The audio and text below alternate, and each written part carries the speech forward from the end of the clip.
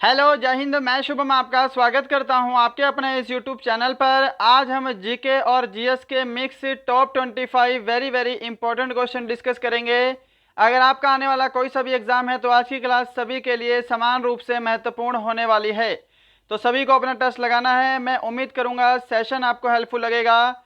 चलिए अपनी class start करते हैं। तो देखिएगा, यहाँ पे प्रश्नों की संख्या 25 है और टारगेट दे रहा हूं मैं आपको 20 क्वेश्चन राइट करने का। और इन्हीं 25 प्रश्नों में से मैं कोई सा भी प्रश्न आपको बीच में से होमवर्क के लिए दे सकता हूं। सभी को तैयार रहना है। तो चलिए स्टार्ट करते हैं। पहला प्रश्न है आपके सामने। भारत में सबसे पुराना गिरजाघर सेंट थॉमस चर्च किस राज्य में स्थित है? ऑप्शन आपके सामने हैं असम, गोवा, केरल या फिर पश्चिम बंगाल। अगर आपको आंसर देने के लिए ज़्यादा समय चाहिए तो आप सेशन को रोक सकते हैं। आंसर मैच कीजिएगा। अगर आप सभी ने ऑप्शन सी को आंसर दिया है केरल, आपका आंसर यहाँ पे बिल्कुल करेक्ट होगा। बढ़ते हैं नेक्स्ट क्वेश्चन की तरफ। क्वेश्चन नंबर सेकंड है जी आपके सामने स्क्रीन पर। और लास्ट में सभी का स्कोर कमेंट बॉक्स में चाहिए। सभी को टेस्ट बिल्कुल कंप्लीट लगाना है। क्वेश्चन नंबर सेकंड है, प्रमुख राग मियाँ की मल्हार के रचयिता किसे माना जाता है? वेरी वेरी इंपॉर्टेंट क्वेश्चन है और ये वाला प्रश्न विभिन्न परीक्षाओं में बार बार पूछा जा चुका है। तो आंसर मैच कीजिएगा। अगर आप सभी ने ऑप्शन ए को आंसर दिया है तानसेन, आपका आंसर यहाँ पे बिल्कुल करेक्ट होगा। मियाँ की मल्हार के रचयिता कौन है? तो तानसेन है। क्वेश्चन नंबर थर्ड है जी आपके सामने। निम्नलिखित में से कौन सा लोक नृत्य का प्रकार है? Very very important. ऑप्शन है गरबा, कथकली, मोहिनीअट्टम या फिर मणिपुरी। तो आंसर मैच कीजिएगा। अगर आपने ऑप्शन ए को आंसर दिया है गरबा, आपका आंसर करेक्ट होगा। गरबा जो क्या है, एक लोक नृत्य है। बाकी कथकली, मोहिनी अट्टम और मणिपुरी क्या है, यह एक शास्त्रीय नृत्य के प्रकार हैं। ये आपको ध्यान रखना है। बढ़ते हैं नेक्स्ट पे। क्वेश्चन नंबर 4 आपके सामने है। विटामिन B2 का अन्य नाम क्या है? ऑप्शन है थायमिन, हीमोग्लोबिन, राइबोफ्लेविन या फिर बायोटिन। तो आंसर मैच कीजिएगा। यहाँ पे अगर आप सभी ने ऑप्शन सी को आंसर दिया है राइबोफ्लेविन, आपका आंसर करेक्ट होगा। विटामिन B2 का रासायनिक नाम है राइबोफ्लेविन। अगर सिर्फ आपको विटामिन B1 बोलेगा तो आपको थायमिन आंसर करना है। नेक्स्ट है क्वेश्चन नंबर 5 आपके सामने। तांबा किसके द्वारा शुद्ध होता है? ऑप्शन है ऑक्सीकरण से, विद्युत अपघटन से, अवकरण से या फिर विभाजन आसवन से। बिल्कुल राइट आंसर। अगर ऑप्शन बी को आंसर दिया है विद्युत अपघटन से, आपका आंसर करेक्ट होगा। नेक्स्ट बढ़ते हैं क्वेश्चन नंबर 6 की तरफ। लोहा धातु में जंग लगने के लिए वायु में इन दोनों की आवश्यकता होती है। यानी कि अगर किसी लोहे को जंग लगना हो तो वायु में क्या क्या उपस्थित होना चाहिए जंग लगने के लिए? ऑप्शन सामने स्क्रीन पर हैं। समय चाहिए तो सेशन को रोकिएगा। आंसर मैच करेंगे यहाँ पे। अगर आपने ऑप्शन बी को आंसर दिया है ऑक्सीजन और नमी, आपका आंसर बिल्कुल करेक्ट होगा। नेक्स्ट है क्वेश्चन नंबर 7 आपके सामने। शीशा क्या है? वेरी वेरी इंपॉर्टेंट है और ये वाला प्रश्न भी बहुत सारी परीक्षाओं में, रेलवे, एसएससी, कई बार रिपीट हो चुका है। सही जवाब रहेगा शीशा जो है यह एक अति शीतित द्रव पदार्थ है। ऑप्शन बी राइट आंसर होगा, ध्यान रखेंगे। क्वेश्चन नंबर 8 आपके सामने है। सौरमंडल का सबसे गर्म ग्रह कौन सा है? 4 ऑप्शन आपको दिए हैं। इन चारों में से बताना है कि इनमें से सबसे गर्म ग्रह कौन सा है। बृहस्पति, शनि, शुक्र या फिर यूरेनस। क्या आंसर कर रहे हो? अगर आप सभी ऑप्शन सी को आंसर दे रहे हो शुक्र, आपका आंसर करेक्ट होगा। नेक्स्ट है क्वेश्चन नंबर 9 आपके सामने स्क्रीन पर। ऊंचाई बढ़ने पर वायुमंडलीय दाब घटता है, बढ़ता है, समान रहता है या इनमें से कोई नहीं? तो ध्यान रखिएगा, ऊंचाई बढ़ने पर वायुमंडलीय दाब जो है ये घट जाता है। ऑप्शन आपका ए बिल्कुल करेक्ट आंसर होगा। क्वेश्चन नंबर 10 है आपके सामने। राशि की कुल संख्या कितनी होती है? टोटल कितनी राशियां हैं ये आपको बताना है। बिल्कुल बेसिक सा प्रश्न है ये। प्रश्न तो आपको बिना तैयारी करते हुए भी आना चाहिए। राइट आंसर क्या रहेगा? ऑप्शन सी करेक्ट होगा। टोटल 12 राशियां हैं, ऑप्शन सी अगर आंसर दिया है आंसर करेक्ट है। क्वेश्चन नंबर 11, सबरीमाला निम्नलिखित में से किस राज्य में स्थित है? और देखिएगा सबरीमाला क्या है? एक मंदिर है और ये किस राज्य में स्थित है आपको बताना है। ऑप्शन है आंध्र प्रदेश, तमिलनाडु, केरल या फिर कर्नाटक। तो सबरीमाला मंदिर जो है ये केरल में लोकेटेड है, ऑप्शन सी बिल्कुल राइट आंसर होगा। क्वेश्चन नंबर 12, कौन सा दर्रा हिमाचल प्रदेश में स्थित है? ऑप्शन है नाथुला दर्रा, जोजिला दर्रा, शिपकिला दर्रा या फिर लिपू लेख दर्रा। इनमें से कौन सा दर्रा हिमाचल प्रदेश में स्थित है? सही जवाब ऑप्शन सी रहेगा। शिपकिला दर्रा कहाँ पे है? हिमाचल प्रदेश में है, ऑप्शन सी आपका बिल्कुल करेक्ट आंसर होगा।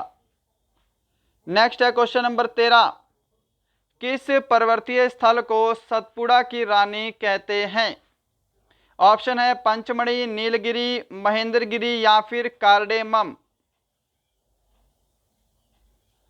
तो सतपुड़ा की रानी बोला जाता है पंचमढ़ी पर्वत स्थल को, ऑप्शन आपका ए बिल्कुल करेक्ट आंसर होगा। नेक्स्ट क्वेश्चन की तरफ चलते हैं। नेक्स्ट क्वेश्चन है आपके सामने स्क्रीन पर, क्वेश्चन नंबर 14, निम्नलिखित में से कौन सी नदी अपना रास्ता बदलने के लिए प्रसिद्ध है? ऑप्शन है, ये क्वेश्चन सिंपल है, सभी को आंसर पता होना चाहिए, ऑप्शन नहीं बोले जाएंगे, फटाफट से आंसर दीजिएगा। अपना रास्ता बदलने के लिए प्रसिद्ध नदी का नाम है कोसी नदी, और कोसी नदी को क्या बोला जाता है? बिहार का शोक बोला जाता है, बिहार का शोक। क्वेश्चन नंबर 15, निम्नलिखित में से कौन अब राज्य नहीं है? तो इनमें से कौन सा जो है वो अब राज्य नहीं है? तो ऑप्शन यहाँ पर डी राइट आंसर होगा। जम्मू कश्मीर जो है यह अब यूटी बन चुका है, पहले ये राज्य था, आपको ध्यान रखना है। ऑप्शन डी आपका बिल्कुल यहाँ पर करेक्ट आंसर होगा। बढ़ते हैं नेक्स्ट क्वेश्चन पे। क्वेश्चन नंबर 16 है आपके सामने स्क्रीन पर, लोकतांत्रिक केंद्रीकरण किसकी महत्वपूर्ण विशेषता है? और मैंने आप सभी को स्टार्टिंग में बताया था कि एक क्वेश्चन आपको होमवर्क के लिए दिया जाएगा, तो ये क्वेश्चन नंबर 16 ही है जो आपको होमवर्क के लिए दे रहा हूं। इसका आंसर सभी को कमेंट बॉक्स में कमेंट करना है कि इसका राइट आंसर क्या होगा। चलिए नेक्स्ट है क्वेश्चन नंबर 17, किस अनुच्छेद में समानता के अधिकार का वर्णन है? ऑप्शन है अनुच्छेद 20, अनुच्छेद 18, अनुच्छेद 16 या फिर अनुच्छेद 14। तो ध्यान रखिएगा, समानता के अधिकार का वर्णन अनुच्छेद 14 में है, ऑप्शन आपका यहाँ पर डी जो है ये बिल्कुल करेक्ट आंसर होगा। और अनुच्छेद 18 भी आपको ध्यान रखना है, अनुच्छेद 18 में उपाधियों का अंत है, इसका वर्णन है। क्वेश्चन नंबर 18, निम्नलिखित में से बौद्ध धर्म का पवित्र ग्रंथ कौन सा है? जल्दी से बताइएगा, ऑप्शन आपके सामने है वेद, त्रिमूर्ति, त्रिरत्न या फिर त्रिपिटक। बौद्ध का पवित्र ग्रंथ बताना है, कौन सा है? क्या आंसर करोगे? ऑप्शन डी को आंसर करना है, त्रिपिटक जो है यह बौद्ध का एक पवित्र ग्रंथ है। क्वेश्चन नंबर 19 है आपके सामने स्क्रीन पर, दक्षिण भारत में प्रसिद्ध जैन केंद्र कहाँ स्थित है? और इस जैन के केंद्र बनने के लिए एक छोटी सी कहानी भी है। तो देखिए, जैन केंद्र जो है यह दक्षिण भारत में श्रवण बेलगोला में स्थित है। आप सभी को पता है चंद्रगुप्त मौर्य ने अपने अंतिम दिन कहाँ बिताए थे? श्रवण बेलगोला में बिताए थे। और उसने अंतिम दिनों में कौन सा धर्म अपनाया था? तो जैन धर्म अपनाया था। तो यहाँ पे आपका श्रवण बेलगोला, ऑप्शन डी बिल्कुल करेक्ट होगा। क्वेश्चन नंबर 20 है आपके सामने स्क्रीन पर, आंसर देंगे, गुप्त काल के चांदी के सिक्के को क्या कहते थे? ऑप्शन है दिनार, रूपक, सतवान या फिर पण। तो ध्यान रखिएगा, गुप्त काल में जो चांदी के सिक्के थे उनको रूपक बोला जाता था, ऑप्शन बी करेक्ट होगा। और जो गुप्त काल में सोने के सिक्के होते थे उनको क्या बोला जाता था? उनको दिनार कहा जाता था। क्वेश्चन नंबर 21 है सामने स्क्रीन पर, एलोरा के कैलाशनाथ मंदिर का निर्माण किसने करवाया था? आंसर जल्दी से दीजिएगा। ऑप्शन है राजेंद्र प्रथम, महेंद्र वर्मन प्रथम, कृष्ण प्रथम या फिर उपरोक्त में से कोई नहीं। तो एलोरा में कैलाशनाथ मंदिर का निर्माण करवाया था कृष्ण प्रथम ने, ऑप्शन आपका सी यहाँ पे करेक्ट आंसर होगा। सभी को आंसर देना है, ये प्रश्न वेरी वेरी इंपॉर्टेंट है। नेक्स्ट बढ़ते हैं क्वेश्चन नंबर 22 की तरफ। आपके सामने है, प्रसिद्ध पारसी त्योहार नौरोज का प्रवर्तक किसने किया था? और ये क्वेश्चन जो है ये वेरी वेरी इंपॉर्टेंट है। नौरोज का प्रवर्तन किसने किया था? ऑप्शन है अलाउद्दीन खिलजी, इल्तुतमिश, फिरोज शाह तुगलक या फिर बलबन। तो नौरोज का प्रवर्तन किया था बलबन ने, ऑप्शन डी करेक्ट आंसर होगा। और बलबन ने ही सजदा और पाबोस भी शुरू किया था, यह भी आपको ध्यान रखना है। सजदा और पाबोस ये भी एग्जाम में पूछा जाता है। क्वेश्चन नंबर 23 है सामने स्क्रीन पर, कन्नौज का युद्ध किस वर्ष में लड़ा गया? ध्यान रखिएगा, शेर शाह सूरी और हुमायूं के बीच में कन्नौज का युद्ध लड़ा गया था। सन आपको बताना है, ऑप्शन आपका डी करेक्ट आंसर होगा, 1540 में लड़ा गया।